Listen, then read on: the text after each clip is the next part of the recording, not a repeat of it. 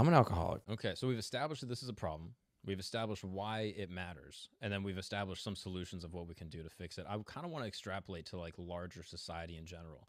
And I'm curious, obviously family, employment, school, all these things are creating, I don't want to call it like a male angst, but I'm curious if you have seen any data that has contributed to or indicated that men are lonelier, more isolated today than they were maybe 30 years ago. Yes. And why, obviously the things we mentioned, but are there other variables that are contributing to that? Yeah. So the evidence on this is quite clear that men are lonelier.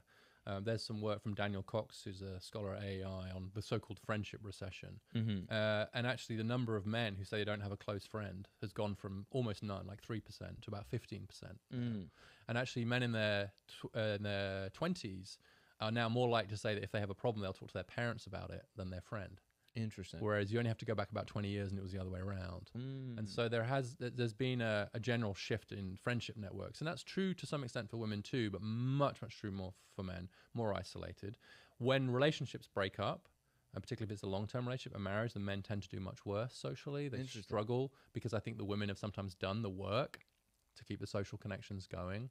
And so men are at much greater risk of loneliness after a breakup. And so I think one of the interesting things about this is that traditional families, marriages, kids, etc., they were definitely something that, because of the economic dependency that women had, they held women down, but they also propped men up. They gave men a clear role. They gave them access to a social life. Very often their wives would be the ones organizing that social life and so on too. But absent that, men are having to do much more of the emotional work of maintaining friendships and social networks than they used to in the past. We're not used to it, frankly. I mean, It's maybe a good shift, but yeah, but it's harder. There's this SNL did this great skit called Man Park. Have you seen that? No. It's great. You should link to it. Where it's just these women taking their partners to a park so that they can hang out with other men. Oh, hilarious! And they have IPA, and they stereotype the men horribly. But there's this real issue there, which is that women are saying very often that their male partners are too emotionally dependent on them. They don't have enough friends. They don't have enough other support, and so they go to this thing. They go to Man Park, and they let their men play together. It's obviously a skit on a dog park, and one of the women turns to the other and says, "Which one's yours?" I mean, it's so painful but it's painful because it is sort of true. So you have all these stats about employment and family formation and earnings and college and all that, but I think you're right to point to a deeper question, which is sort of what I'm grappling with in the book, is the question of what it means to be a mature man today. I mean, I think mature masculinity is important, and how we construct masculinity in a positive and pro-social way is a question that every culture has faced. Every culture has had to answer that question in one way or another. And I'm afraid we're not really asking that question properly now. And the result is this horrible vacuum where people won't even talk about it. And on the one hand, you deny the existence of masculinity, or you say it's toxic. And on the other hand, you say we need to be, you're Tucker Carlson. We need to be, we need virile men again who are like tanning their testicles. Put red light on your balls. Yeah, you never done this? I do this every morning. Even if I was red lighting my testicles, as a Brookings scholar, I would feel probably it's not a thing to share. Okay, fair. That's with fair. your audience. Okay. Yeah. So I'm not saying no. Okay. Well, yeah, we got to go cut down trees and grow cut beards. down trees and expose our testicles. Yes. Etc. And make love to many hundreds of women. As many as possible. Yes, exactly. Yeah. And obviously, and there's a really serious dimension to this, which is that, and I honestly see Donald Trump as an example of like an avatar of immature masculinity. But because he was just like a middle finger to the political correctness and everything else that's going on, the fact that the horrible video, the misogyny didn't really hurt him politically is because I think there's a real market out there for people saying enough already. We need men to be able to be men. Masculinity, good. And actually in the middle, there's a whole bunch of, most of us are trying to figure out how to be good men, good fathers, good partners in a world of gender equality, which we all want. Yeah. Right. Well, we hope we all want. Most of us want. And even like the most socially conservative people want it. Like Josh Hawley is a great example. He has his own book coming out on masculinity. His wife is an incredibly successful lawyer. And I doubt that Josh Hawley wishes his wife were a stay-at-home housewife. Right. I'm sure he's thrilled that he has a... So no one really deep down wants to go back. But in between the sort of boorish, immature, pussy-grabbing version of masculinity that we get on the right, and the sort of hand-wringing toxification, reluctance to even engage with the issue on the left, is a massive vacuum. And that's where I think a lot of men are finding themselves now. Oh, that's so interesting. Yeah, I'm curious. Are you familiar with the internet figure Andrew Tate? I'm becoming familiar with the internet figure, Andrew Tate. He's become very controversial. Has been Yes. deplatformed for, Yes. I guess, the things that he said about women and gender specifically. And I don't want to paraphrase to take it out of context. I'd encourage you to see it in its own light. But I wonder if men like him and other people within, I guess you could say, the manosphere, Yes. have tapped into the feeling that men have. Absolutely. Where they're feeling lonely and disenfranchised and neutered, and they are sort of taking it in a misguided way. Completely.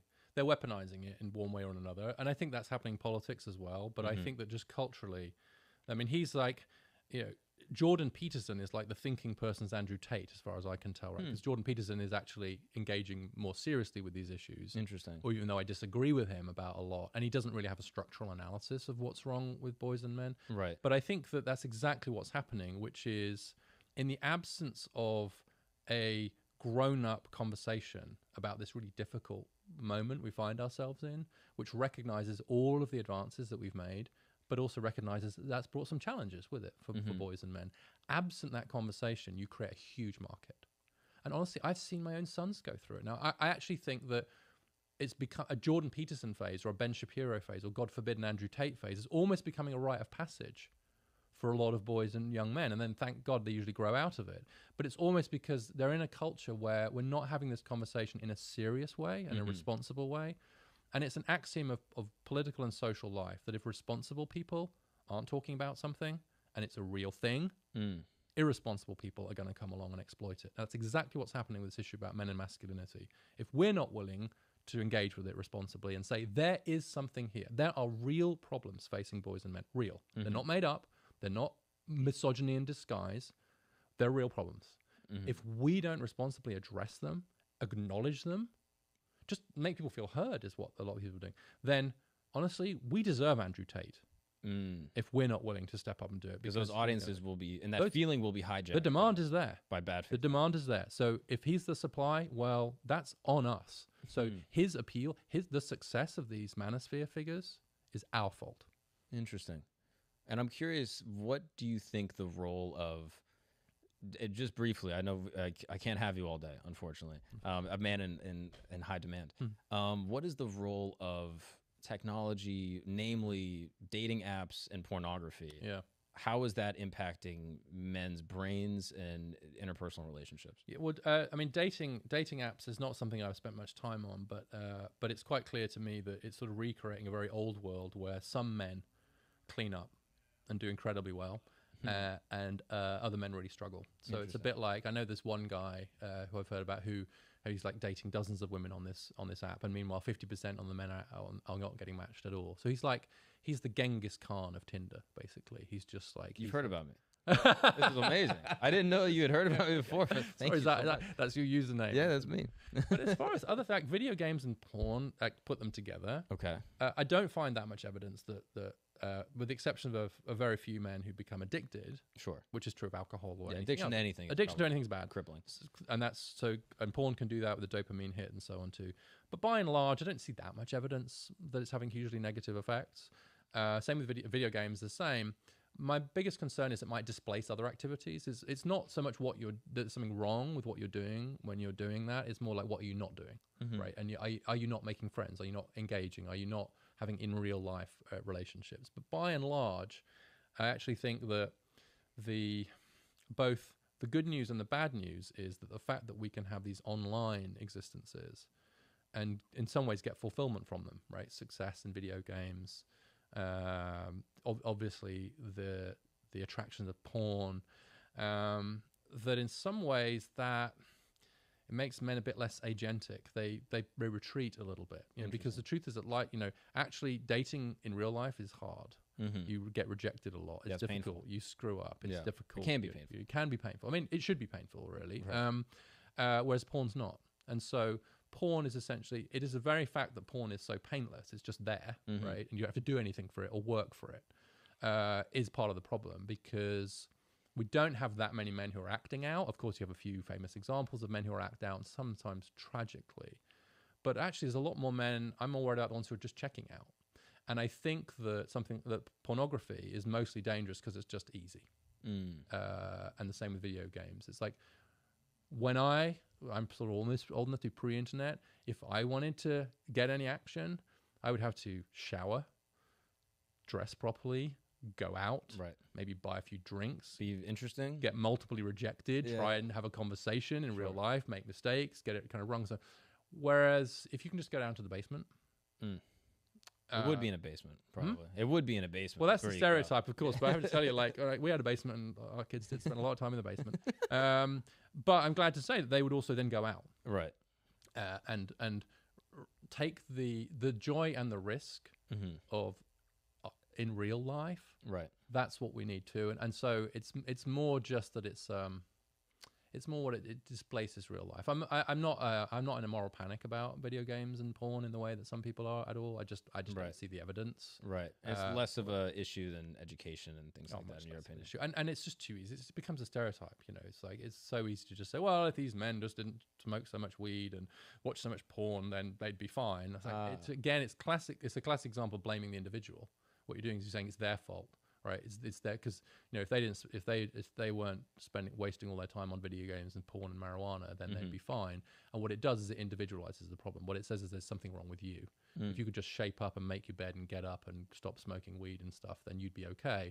And what it misses is the fact that the economy, our family life, and the education system are all failing to give the kind of purpose and structure that a lot of boys and men need. And so you end up blaming the victim in this case, and I think that's unforgivable. Interesting.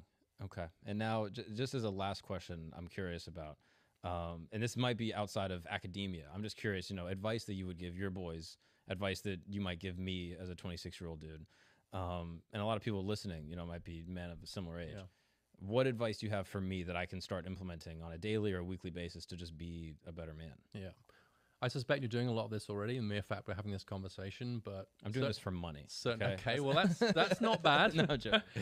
You is to be under your own steam, just be under your own propulsion, show agency, right? I would go as far as say the least attractive sentence that a man can ever utter is "I don't know." Not in the sense of like not knowing something intellectually, like this, but just like if your girlfriend or your boyfriend says to you, "What do you want to do tonight?" Don't say, I don't know. What do you want to eat tonight? Don't say, I don't know. Don't say you choose. What are you going to do with your life? I don't know. What's your plan? I don't have a plan. Right. So agency, purpose. Even when my own kids, so one of my sons, for example, ended up being an esports professional coach. Really? Yeah, coaching video gaming. And I can tell you that was not on our plan for him. And he went out to Las Vegas. He got paid to do it. He's coaching this team. He stopped out of college for a while to do it. He's back in there now. Say what game? And he called. What game is he coaching? Rainbow Six Siege. and he called me and he's like, Dad, what do you think? Do you think that I should, should I take a break from college to go and be a video gaming coach? And I was like, hell yes. Yeah. Like, and what I loved about that was it was all him. Right. That was his plan. He had a dream to become an esports coach. And he pursued his own dream and he made it. He was under his own steam, pursuing his own path, his own agency. And ultimately just have purpose, have direction, have a plan, execute on the plan. Don't drift. And don't allow the barriers that are in front of you to stop you from doing it. So I think there's something very, be your own woman, be your own man, pursue your own path. That matters more than anything else. What you're doing is less important than the way you're doing it. And then you'll be able to look men and women in the eye, including your partner if she's a woman, and treat her absolutely as an equal, because you know she's going to be your equal. You need to make sure that you're her equal too.